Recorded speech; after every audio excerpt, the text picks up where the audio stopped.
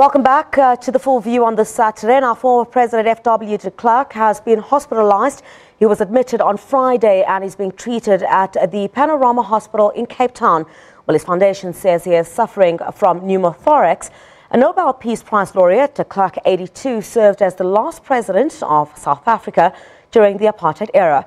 For an update on this now, on the former president's health, on the line we're joined from the FW de Klerk Foundation, the Executive Director, Dr. Theuns Eloff. Dr. Eloff, a very good evening to you. Thank you very much for your time. Of course, we understand that Mr. de Klerk had an operation this morning. Can you tell us a bit more about his condition at present? His condition is well and stable. The operation is perhaps putting it too strongly. It was a procedure. I don't want to go into too much detail, but it's basically a condition where there's too much air between the rib cavity and the lungs, and that puts pressure on the lungs. And so a pipe was inserted and to relieve the pressure from the air out from that cavity. So it's more a procedure than an operation. But he's stable. Things are going well with him. And we hope that he would be released from hospital next week sometime.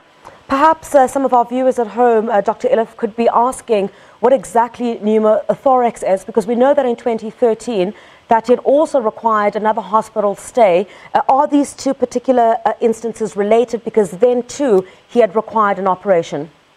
No, that was something totally different. Pneumothorax is, as I said, basically that.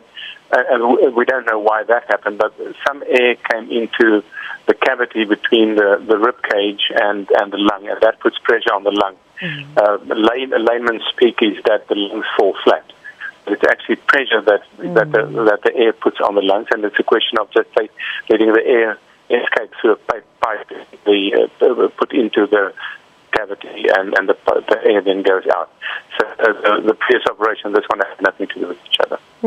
Any indication at this stage how long he is expected to remain in hospital? Well, as you know, doctors didn't say give an exact. I would say we expect mid next week. Round about next week, you say. All right, thank you very much. In the middle of next week. In the middle of next week. Thank you very much for your time, certainly. From the FW de Klerk Foundation, Executive Director Dr. Theuns Eloff talking to us there, giving us an update on the health of FW.